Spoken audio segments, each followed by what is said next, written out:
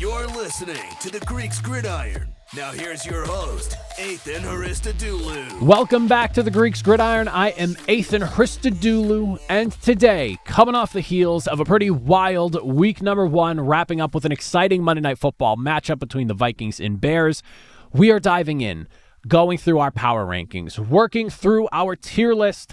Yes, the tier list is back again this year, going 32-1, breaking all the teams down, how they performed coming out of the first week of the NFL season. And as always, I invite you all to comment down below. Let me hear from you. What do you agree and disagree with? How would you rank these teams if you're not giving me a full 32? Maybe a top 10, top 5, top 8, whatever you want to do. Let me hear from you. How would you rank these teams yourselves? Always love discussing in that comment section, but we'll go ahead. We'll pull up last week's rankings first. Just take a quick look here, a little bit of a reminder of where everyone was going into this week 1 of the season. And we'll go ahead, wipe the board clean, and we'll start from the bottom and work our way up to the top. So beginning with the probably picks top 5 categories. And as you're looking on your screen here, going from right to left is worst to best of the division. So at the very bottom, Carolina Panthers coming down with a loss. Dolphins, Patriots. We then have ourselves the Saints, and then rounding out the category, we are looking at the Cleveland Browns. Now, that being said, starting with the Panthers, the entire operation, bit of a mess, if I do say so myself. The offensive line struggled. Bryce Young had 3 turnovers. Well, one of the interceptions was a tipped pick, but not a great day for him. The run defense does not look much better than it did last season. Another game where you allowed 200 yards rushing on the ground to the Jacksonville Jaguars. Just overall, not a great operation, and I'm really concerned with the direction that Carolina is heading in right now. Dolphins above them. Honest to God, the only reason that Miami is above Carolina right now is because I at least can look at Miami and go, this roster, at least on paper, feels like it's more talented than Carolina, but Miami flat out basically reached every single negative expectation I have heard coming out of Miami, or just people watching and looking in at what was going on in Miami over the past handful of months. Very concerned about where they are. The Patriots kept it close in their game against the Raiders. Defense looks like it'll be a solid unit here, but that offense looked just as bad, if not potentially worse, than what it did last year, and I'm a little bit concerned. Way too many self-inflicted penalties, and Drake May himself does not look comfortable. And to be quite frank, I feel like there were certain portions in that game where it almost looked like he regressed, whether that's there's too much on his plate right now or he's just trying to wrap his head around Josh McDaniels' offense. I'm not sure, but things not looking too bright in New England, and I was already kind of on the rocks with how I felt about them, and then that game kind of solidified how I was really feeling. So steep drop down the rankings for them as they move into the probably picks top 5 category this week. Saints, I actually moved them up here because I wanted to give them credit for keeping it close. Finished with more offensive yards than Arizona did in their matchup against them. And I looked at Arizona as kind of like a fringe playoff team, and I still kind of feel that way, like whether they finish as like the 7 seed in the NFC or maybe like just outside the playoffs is kind of where I'm pegging Arizona for this year. But as it currently stands right now, I didn't give the Saints much hope, if at all. So for them to come in and have a competent game, lose a tight one, and basically fight to the finish line, defense still has some studs that are putting up numbers, whether they're old or young. You look at like an ageless Cam Jordan who just continues to create pressure, get sacks, and do his thing no matter how old he is. And then the younger guys, of course, like a Pete Werner, Kool-Aid McKinstry. He had 5 sacks on the day for the defense in total. So good performance overall from the Saints. I was a little bit surprised because I kind of thought they were going to get rolled by by Arizona. So tip my cap to them. Browns, I think the best way you can summarize Cleveland, there's this old saying of bad teams find a way to lose and good teams find a way to win. This was the prime example of the former rather than the latter here. I do got to give them some credit for keeping it close with the Bengals because I expected the Bengals offense to look a little bit better. So I think that speaks for what this defense might present for teams as we work our way through the season. And this is actually a good climb for the Browns because I had them ranked 32 going into the season. They're now sitting here moving up 4 spots in the rankings, so good on them there. But I still think by season's end, with just the complete I don't even know what you want to call the offense that we saw from Cleveland, where it just felt like they were shooting themselves in the foot as they worked their way around the field here and there. And then also just field goals not landing when you need them to, PATs not landing when you need them to. A little bit concerned about where Cleveland stands. Going into our next category here, we have ourselves. This is the Swirling the Toilet category here.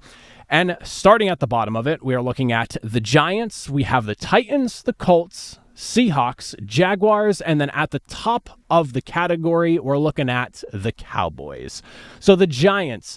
Daboll has now, at this current moment, officially committed to Russell Wilson in week number 2, but the fact that you came out of that game and Brian Daboll was not willing to commit to Russell Wilson right off the heels of that game led me to believe that there's a little bit more internally going on than I think anyone might be actually aware of. This is a season where Daboll, Joe Schoen, both of them, I would say that their jobs are definitely on the hot seat right now, and to come into this game and look the way you did offensively in week number 1, definitely not the way you things want.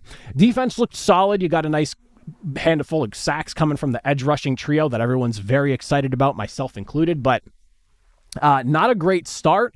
Russell Wilson will be back under center in week number 2, but I feel like the cries for Jackson Dart coming from the fan base are going to grow louder and louder every single week, and I almost feel like we might be seeing Jackson Dart sooner than anyone anticipated because he's the number 2 quarterback on the depth chart right now as it stands. Seems like Jameis Winston is there as like a break glass in case of emergency type of scenario quarterback, so it seems like we might be getting a Jackson Dart a little bit sooner than people were anticipating.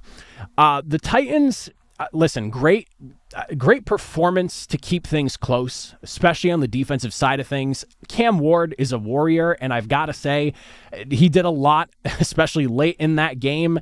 His receivers were not helping him out. And I if you want to sit here and criticize him for how hard he throws the football, I mean, these guys are paid as NFL wide receivers to make catches, and they were not in the final moments of that game. But I think what a lot of people were really talking about is, of course, post-game, where it's clear that not only Brian Callahan, but maybe all of the Tennessee Titans operation don't seem to really understand the catch rule, and that in and of itself is a bit concerning. So we'll see what this team ends up being, but that's not great from the offensive side of the ball. I will say, though, that the defense gave Bo Nix and the Broncos offense a lot of trouble, and not really too surprising to me personally. I've been talking about how good Tennessee was last season, and especially defensively, and it feels one of those things where it might ring true again this season, and they could look even better as a defense. It's just a matter of how long it takes for that offense to catch up to what this defense is potentially able to do. The Colts, I wanted to try to summarize this game, and I just feel like the best way is that I just genuinely have no words. Growing up a Colts fan and being in a very weird relationship with my fandom in the last, I would say, 6 or so years, basically since Andrew Luck retired, and just not being happy with how that all played itself out. I cannot believe that was the end result we got from Indianapolis. I mean, Daniel Jones being the first quarterback this century to score on every single drive. What can I say to that? Could not see that coming in any shape or form. I don't know if anyone did. The defense actually looked really good, created a lot of pressure, forced turnovers, made the turnovers. That was one of the most complete performances I think I've seen from the Colts, literally since Andrew Luck was still in his heyday and actually slinging the rock for Indianapolis at a high level. So, just completely blown me away. I will give them that. They move out of the probably picks top 5 category for now. We'll see where things go from there. Right above them, though, the Seahawks. Sam Darnold kind of looked like Sam Darnold to me. It is what it is.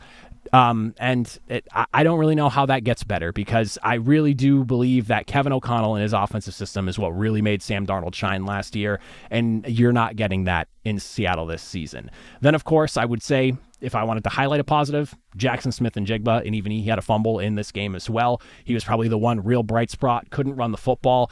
The defense in Seattle, though, it looks like a Mike McDonald-led defense. They're going to have to work and grind, because I don't really know what you can keep expecting from this offense as the season rolls itself along. Maybe the 49ers defense is just better than everyone thought. I don't know. But as it currently stands right now, not too thrilled with the direction this offense in Seattle looks coming out of week number 1. Jacksonville above them, first strong step in the Liam Cohen era. Really liked how they were able to play this game out, especially with the weather delay and everything considered. This was probably one of the most balanced, and I said the same thing for the Colts, but I think you could say the same thing for the Jaguars here, maybe just not quite as dominant, but one of the most balanced games we've seen from Jacksonville in quite some time. I mean, Travis Etienne looked so good, he got Tank Bigsby literally traded the next day. So I will say that I think that we are seeing a good step in the right direction from Jacksonville. Defensively, they looked really good. They were giving Bryce Young all he could handle and then some. Travis Hunter showed his flashes on both sides of the ball. I really like the direction Jacksonville is. I think this is a good, strong start to a team that has a lot of potential upside, and they just needed a coaching staff to help them realize it. And I've been a big fan of Liam Cohen for a while. I love what he did with basically resurrecting Baker Mayfield's career in Tampa Bay, and something tells me he might just be able to do it with Trevor Lawrence here in Jacksonville. And then to round out the group, the Cowboys, of course, I got to give them major credit. They moved up a few spots this week in the rankings here. For them to be going toe-to-toe the way they did with Philadelphia when a lot of people were expecting them to get steamrolled, this was literally the kind of end game that I expected from Dallas to begin with. I had picked the game to be 27-20 Philadelphia. We got 24-20. Division games, especially this early in the season, always a weird one. And for me, I just felt like to act like Dak Prescott, CeeDee Lamb, and then adding in like a George Pickens as well wasn't at least a potent enough offense to maybe give some of the new guys who are getting a lot of opportunities to start on a Philadelphia defense. People were maybe doubting Dallas a little bit too much, and it's very easy to point the finger and laugh because of the whole Micah Parsons trade, but there's still some guys on that defense in Dallas, and they definitely showed up for the game. It's unfortunate that things kind of flatlined after the fumble and then subsequent rain delay, but ultimately, I think, CeeDee Lamb hangs on to a few more catches that he dropped in that game, we could be having a very different conversation about Dallas right now. So a good bump up for them in the rankings, and I think there's a chance that maybe Dallas is a little bit more competitive than some people were thinking especially after the Micah Parsons trade, myself included in that. The next group, we have ourselves the Jeff Fisher 500 Club. Starting at the bottom of the tier, we have ourselves the Raiders, then the Bears, Cardinals, Jets, Vikings, Bengals, and then the 49ers round out the group here.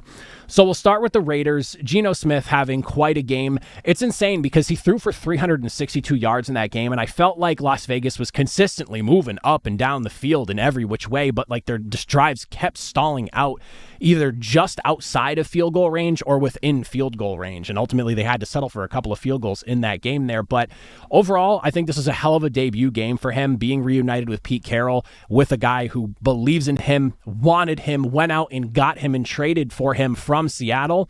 I think that the Raiders are going to be in a good spot, especially if the defense can reach the potential that I know Las Vegas thinks they have in that group. It's just a matter of can they actually get there. I feel like depending on who you talk to, some people are higher on what the Raiders defense could potentially be than others. I think what we saw from them this past week is kind of like what the potential for this defense could be, so it's just a matter of can they get there. But I mean, they obliterated the Patriots defensively. They shut them down in the second half, minus that field goal drive that they allowed, and that was just, at that point, you're kind of just like, the game's wrapping up. Patriots have not shown you literally anything. You're playing a little bit safer, letting things happen in front of you, and ultimately they came away with 3 that did not matter at the end result.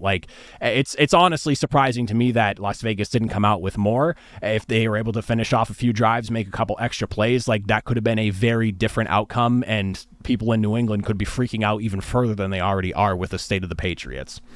The Bears right above them. I slipped them down just a spot here. Caleb Williams had a really good first half, and I mean, it showed that his potential was on display. It's just a matter of we need to see him in Ben Johnson's offense look like that for a full 60 minutes, because especially once the second half got rolling, the Bears offense just was not quite as efficient as you'd want them to be. Yes, they still got points on the board. They scored a couple of touchdowns as the game wore itself on, but if you could have had what those first, that first initial drive, man, Caleb Williams, that's what peak Caleb Williams could be. But then you see things like missing DJ Moore over the top for what could have been a touchdown, and just some other weird errant things here and there. It started out really good. It kind of leveled itself off, but I think if you're Chicago, you still walk away from the game feeling pretty good about that, and your defense as well. I mean, the defensive front was just ferocious. I think bringing in Dayo Odangbo is going to be huge for them, and as long as the defense plays at the level they play at, and they didn't even have all their guys. Let's keep that in mind. Like, they were missing key cogs to this defense going into week number 1. Like, once everyone's healthy and rocking and rolling, and you get like Jalen Johnson back into the fold, like, you have a real possibility of having one of the top 10 defenses in the NFL, and that even might be underselling it there. So let's get a little bit of a run game going. Balance yourself out a little bit in Chicago, and something special could be brewing there. I think even in a loss, you can walk away from that as a Chicago Bears fan feeling good. The Cardinals right above them. Kyler Murray did pop up sick on the injury report literally like a few hours before this game was set to kick off, I believe. If I'm remembering correctly, that did happen on Sunday. Maybe it was Saturday, but I thought it was Sunday. Regardless, obviously not feeling well. He looked pretty good. Like, I guess that is a piece of maybe just how few points you could say Arizona put up. I was expecting maybe a little bit more against a Saints team that I'm not really giving much credit for this season. So for them to just be able to get the job done, Kyler Murray, if he's really not feeling that well, your defense comes up huge, big time in that game, especially late as the game was wrapping it up. I mean, you got New Orleans to fourth down twice in that final like game-ending sequence there. Marvin Harrison Jr. and Trey McBride looking like the key cogs to this offense that they're going to need to be in the passing game. This could, again, good team. I'm looking at like fringe playoff teams, something along those lines. I wouldn't be shocked if like they finish number 7 or number 8, something along those lines in the NFC, maybe even sneaking themselves further if things like maybe the interior of the offensive line of the Rams falling apart like it might potentially be happening again this season. We'll see what happens there, was both their guards are hurt. But the Cardinals are a good team. I really think they are. And yeah, probably didn't want them to struggle to win as convincingly as they did against New Orleans, but I mean, overall, not a bad win. We'll take it. Jets right above them, even in a loss. That was one of the more, and again, defense kind of out the window in that game for both sides of this one, but the Jets may have found their QB in Justin Fields. Offense looked as dynamic as I think I've seen a Jets offense look maybe ever. I don't know if I've ever seen a Jets offense operate quite like that and feel like they were a threat to score each and every single drive. It started from the jump, and they gave Pittsburgh's defense everything they bargained for and then some. And I mean, you basically finished the game one special teams mistake away from potentially winning. This, again, another one of those games where even in a loss, you feel really good about where this team is. Like, defense dials it in a little bit more, tightens it up. This is a team that should be able to beat the lesser teams on their schedule, should be competitive with some of the good teams, and might even be able to take one over a playoff team or two that ends up being on their schedule. Like, keep an eye on the Jets, because that was not a performance I was expecting from them.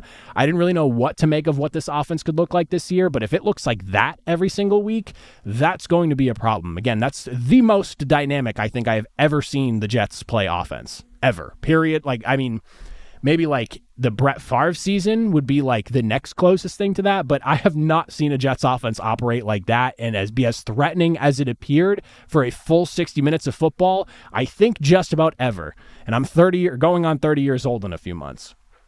The Vikings, got to give major credit to J.J. McCarthy for hanging in there on this one. I've got to say, when he threw that pick six in the third quarter, I thought it was over. I really did. It's one of those things where it was a tough first half. It was a grind to really get anything, and getting those 6 points on the board, especially right at the end of the first half, felt like a miracle for Minnesota. But for them to come in and then have the start you had at the beginning of the third quarter, for J.J. McCarthy to just kind of dial it in, lock it in, and be a winner in the waning moments of that game, putting points on the board to eventually help Minnesota take a significant lead late in the game. I believe it was a 10-point lead at one point. Hats off to everything that Minnesota's doing, to J.J. McCarthy in a big spot, first start in the NFL, Monday Night Football. The entire football world is watching you. That was good. And the Vikings defense is still just as aggressive and as disruptive as it's been. I mean, if J.J. McCarthy pans out and can operate Kevin O'Connell's offense the way he needs him to, Minnesota's not going anywhere. Bengals right above them, and this is even a stretch, man, because Cincinnati did not look good. You got the win, and when we talked about Cleveland, I talked about how like bad teams find ways to lose football games, good teams find ways to win football games. The Browns lost that game. And, Joe Burrow was after the game talking about how, this was a game that we would typically lose in years past. And that, yes, that is true. They've not been very good the opening weeks of the NFL season while Joe Burrow's been there. But, the Browns lost that football game. And I mean, you had 141 yards of offense to Cleveland's 327. Like, they more than doubled your offensive output. You're lucky that the Browns kicker had a bad day. You're be blessed that your defense had a good game, because I had concern coming into this one that maybe Joe Flacco might have himself a game, and he did, but he also ultimately made mistakes too, and that's the high-risk, high-reward play of a Joe Flacco at this stage in his career that I have talked about at length about as well. Just count your blessings, Cincinnati. I think that's the best way I can put that. Count your blessings. And to round out the group, the 49ers, grindy win, but at a serious cost. I think the bigger story of this game is not even just coming out with the win, but no George Kittle for what sounds like 3 to 5 weeks. Brock Purdy has a shoulder and toe injury. Sounds like the toe injury is worse than the shoulder. The shoulder, I believe, is on the left side, as is the toe. So, the left side of his body is banged up right now. And it sounds like he is at risk to not being able to start next week. That means it's the Mac Jones experience in San Fran. I promise you, as somebody who works in the New England sports world, you do not want that. Juwan Jennings, MRI on his shoulder looked clean. Sounds like he's going to get a CT scan, at least as of me recording this. That was still the word currently. I haven't seen an update on that prior to me recording this. Hopefully San Francisco can stay healthy. That was a really good, gritty win. And unfortunately, you're already down George Kittle. You may be down your starting quarterback, and potentially, if they find anything in those scans on Juwan Jennings' shoulder, maybe Juwan Jennings as well in an already thin wide receiver room. You can feel good about how Ricky Pearsall played in that game. You can feel good about Christian McCaffrey, but if you don't have your starting quarterback, oh boy, I'm a little bit worried, but we'll see. A lot of speculation on that one, but I like them right in that 500 club, leading the way. Defense looked better than I anticipated them to, so very intriguing football team nonetheless as it currently stands.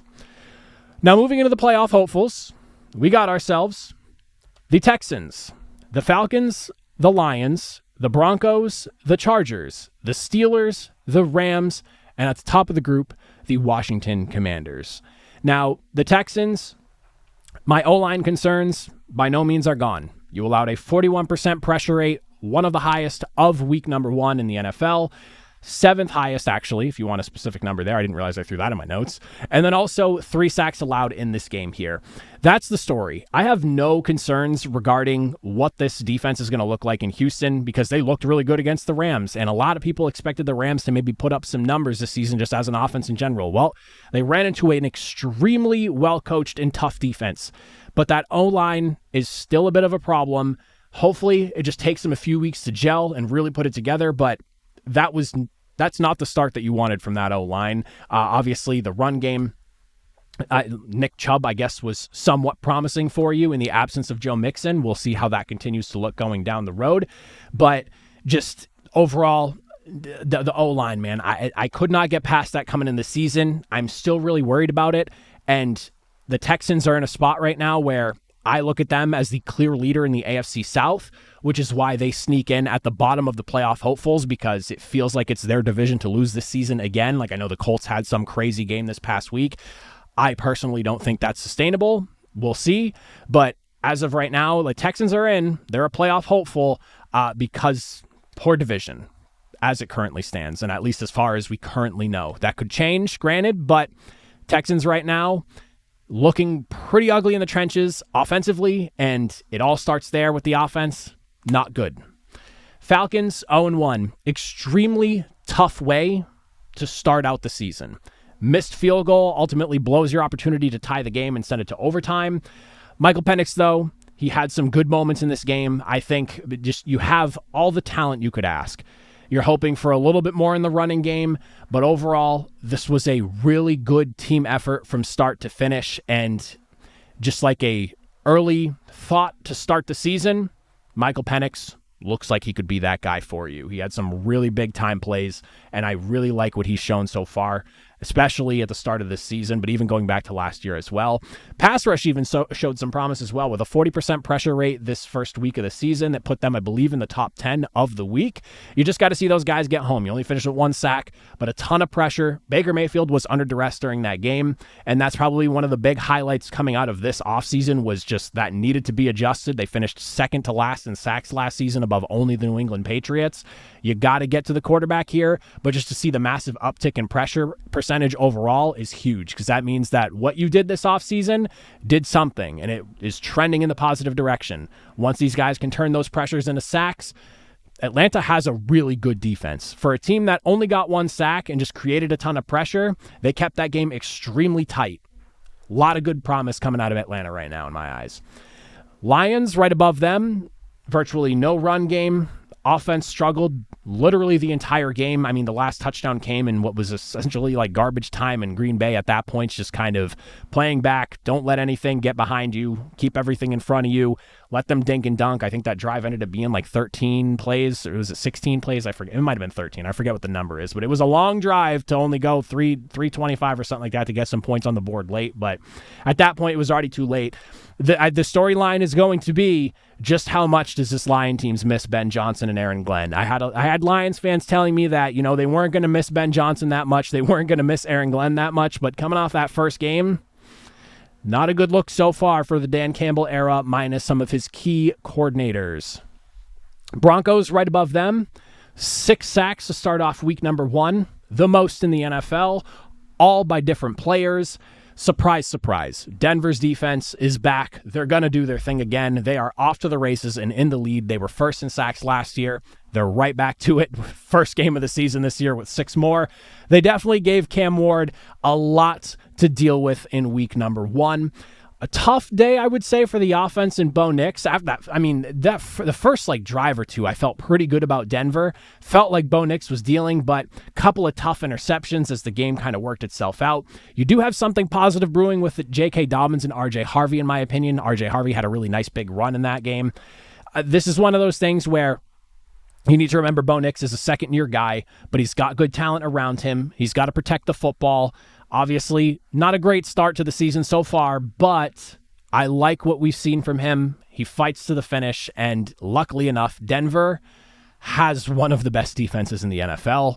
And I was talking prior to the season as this is a good argument for like a top 3 conversation. Coming right out of the gates, the way they're getting after the quarterback, it's going to be a long season for every single team that goes up again and every single quarterback that has to throw the football against them. Chargers right above them with a big win on Friday Night Football on YouTube. I've got to say, not really the biggest fan of the YouTube broadcast, but that's not what we're here for. We are here for Chargers talk. Justin Herbert, he looks like he's ready to silence the doubters, and that's myself included. If any of you have been around, you probably saw my quarterback power rankings I did like a month or so ago, something along those lines, maybe a little bit more than that. I had Justin Herbert ranked as number 10, and my biggest issue was just it's been a while since we saw those 30-plus touchdowns, high-yardage seasons from him, and you could point to a lot of what was going on around him as the Brandon Staley era came to an end. I just need to see more from him, and coming out of week number 1, definitely saw more from him there. He looked really good. Quentin Johnson had some drops, also had a couple of touchdowns. Very up-and-down game for him. If he can just remember to bring his hands out with him every single drive and not just some of the drives, listen, the offense could potentially be loaded now. You go and you bring back Keenan Allen. You have Ladd McConkey. You drafted Trey Harris. Your running back conversation is going to have Omarion Hampton, who in some spots looked good. And then on top of that, he has Najee Harris backing him up. I mean, as it stands right now, Chargers offense, if that's what we're cooking with, it's going to be a good unit. And then again, the defense can bring down the hammer each and every single game. But I think the highlight of that game just absolutely had to be Justin Herbert. He came out firing against Kansas City in their defense, and it's a good unit. So tip my cap to him on that one. I ate my words. I took Kansas City on that game. Ultimately took the L, but I'm not too mad considering just how good Justin Herbert looked in that game. Steelers and Aaron Rodgers right above them. Aaron Rodgers might be back. He's thrown 4 touchdowns in his last 2 football games apiece, so he's got 8 in the last 2 games he's played. Capitalized on the mistakes that were being made by the Jets, taking advantage of opportunities in short fields when they presented himself. It was not a perfect day defensively for Pittsburgh, which was probably the biggest eye-raiser for me. Like, to see them let up 32 points was quite a bit of a shocker, but I don't think anyone could have really predicted what this offense was going to look like in New York, especially with how it seemed how tight to the vest they were keeping everything about their offense all throughout preseason and training camp. So, get caught by surprise. Justin Fields played extremely well. We'll see. We'll see what happens there. I expect this defense to tighten itself up. Obviously, Jalen Ramsey winning that game the way he did with just an absolute hit stick to Garrett Wilson, to bringing basically just a steel hammer down. Great stuff. Great Pittsburgh type of way to win. Like, yes, your defense maybe let up a little bit more than you're used to typically, but you won the game on defense in typical Steeler fashion. So great win overall.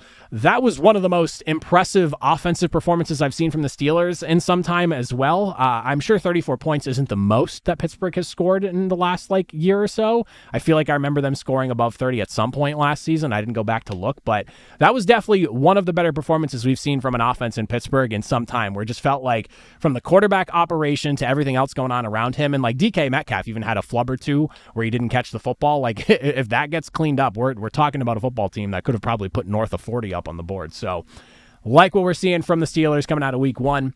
Rams above them, winning on the back of their young defense. And I talk about this defense a lot. Yes, all eyes on Matthew Stafford, Sean McVay, you have Puka Nacua, Kyron Williams, Devontae Adams was the big addition this offseason, but that young defense, man, especially that defensive front headlined by Byron Young. You got Jared Verse, Braden Fisk as well. There's just so much talent on that defensive front there. They had 5 different drives where they shut things down in 6 plays or less. You had a 41% pressure rate and the 3 sacks forced on Houston, like I had mentioned earlier when talking about the Texans. And then, of course, winning on the back of your defense with a massive game-saving fumble forced by linebacker Nate Landman to seal the game. I mean, if that's how the Rams are going to play this season, they're going to be a problem for people to deal with, because for a while it was like you needed to rely on Stafford in the offense, but the defense the last couple of seasons is really starting to put it together. And the secondary is a bit of a mixed bag for me. You have some aging veterans, but you do have some really young, intriguing talent on there that showed up last season that could be poised for even bigger seasons this year. Just a very well-rounded team from both offense to defense to your coaching staff that's leading the football team. So look out for the Rams, man, because they look impressive, because this is a team that feels like they can win defensively in a shootout, whatever that game's going to call for. Concern regarding both guard spots. We will keep an eye on those injuries there. Ankle injuries, it sounds. Could be a rough couple of weeks for the Rams until they get healthy, but overall, looks good so far. And the Commanders to round out the playoff hopefuls. Honestly, impressive game. Don't get me wrong. Jaden Daniels is just unbelievable. And you look at the pass to the right sideline to Deebo Samuel, it was on an absolute, it was pretty early in the game too. Just on a rope to Deebo, right to the 50-yard line, some give or take a yard or two. That's why Jaden Daniels was the number 2 selection in last year's draft. And his ceiling is just, he's scratching the surface, and he's already this good. And I love seeing people go, just wait till they figure him out. Just wait till they figure him out. At this point, I don't think you're figuring it out. A lot of it is coming down to extremely good decision-making on choosing when to run, where to go with the football, just what he needs to do in any given situation. He keeps hitting all the right choices, and that you unfortunately can't really game plan for.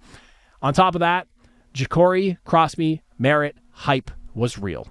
Washington defense also finished with 22 pressures and a couple of sacks. Team's looking good. Would have liked to see maybe an extra touchdown and some. I just thought 21-6. Maybe the Giants defense just is really that good. We'll see. I was expecting maybe a little bit more out of Washington in this one here, but overall, if you think that I should have them in the Super Bowl contenders category, fine. I can see your conversation and your argument. No knock there. I just would have liked to see a little bit more of a dominant win over a team that I don't really put much stock in the Giants this year. And to wrap out the top of the group, the Chiefs at the bottom. Oh, we went the wrong way on the graphics here. The Chiefs at the bottom of the Super Bowl contenders, the Buccaneers, the Packers, the Ravens, the Bills, and then the Philadelphia Eagles at the very top. The Chiefs, if you want to argue that maybe they need to be knocked out of this category and a team like the Washington Commanders should take their place, again, the argument's there. I certainly see it. I'm not going to sit here and say you're wrong. That being said, I still trust what this Chiefs team is about.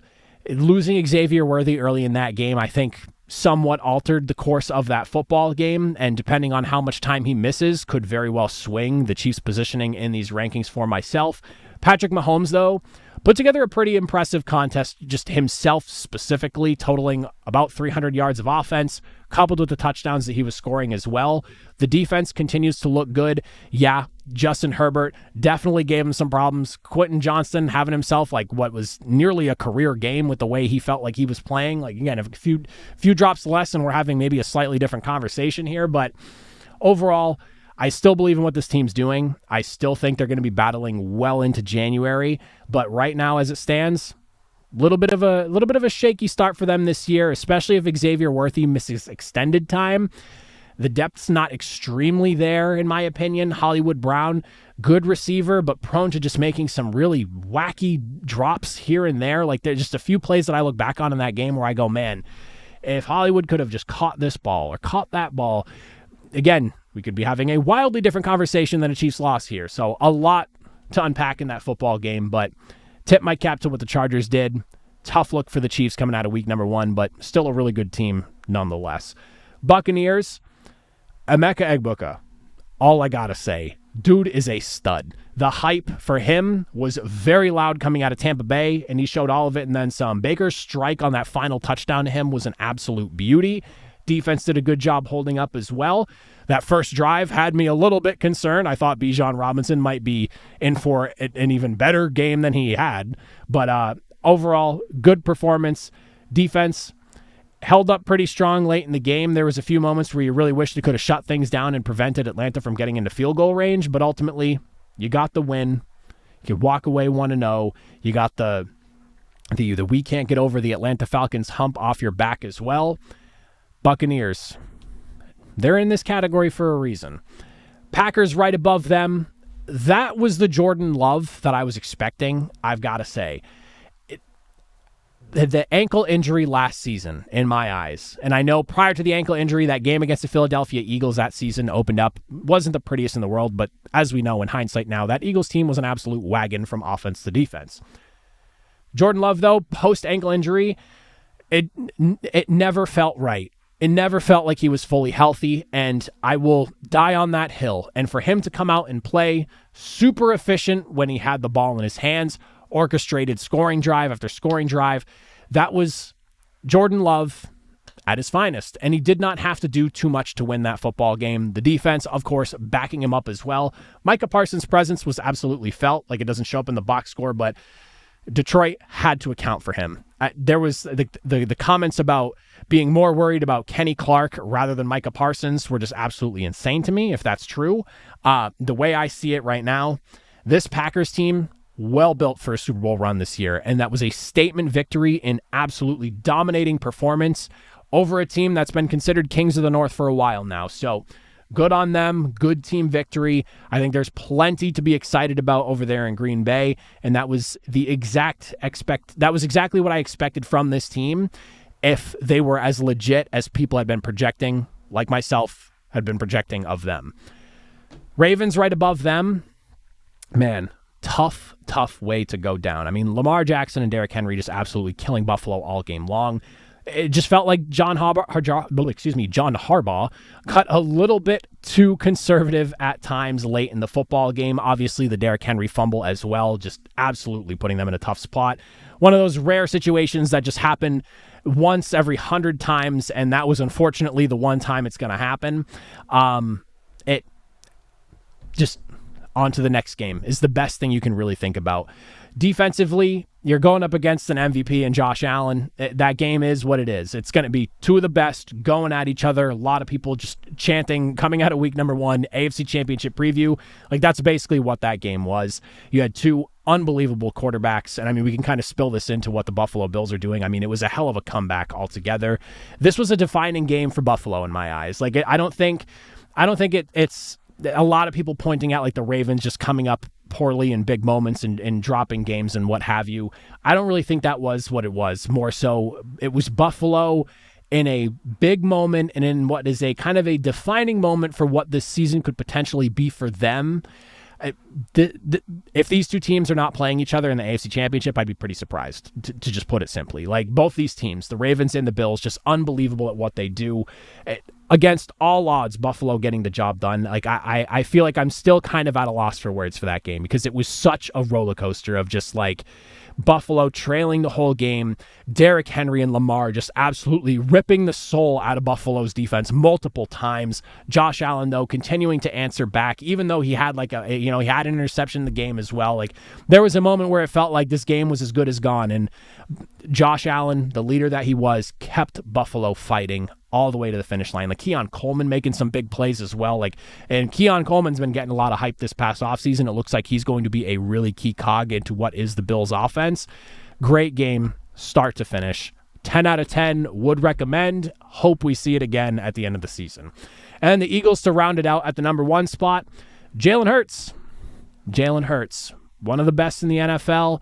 I know that some people don't think he's a top 5 quarterback. Some people want to try and say maybe he's not even a top 10 quarterback. He belongs in the top 5 conversation. You cannot quantify leadership and just being able to be the guy for your team when it matters most. And I think Jalen Hurts showed that on Thursday night to open up the season. Defense tightened up late in the game. Once, like right before that rain delay with the forced fumble, of course, and then ultimately just shutting it down. Jahad Campbell with the forced fumble. I just got to say this. I can't believe the NFL, like the other 31 teams, let that guy fall to Philadelphia. Like, I know the shoulder injury was a concern and just his injury history as a whole.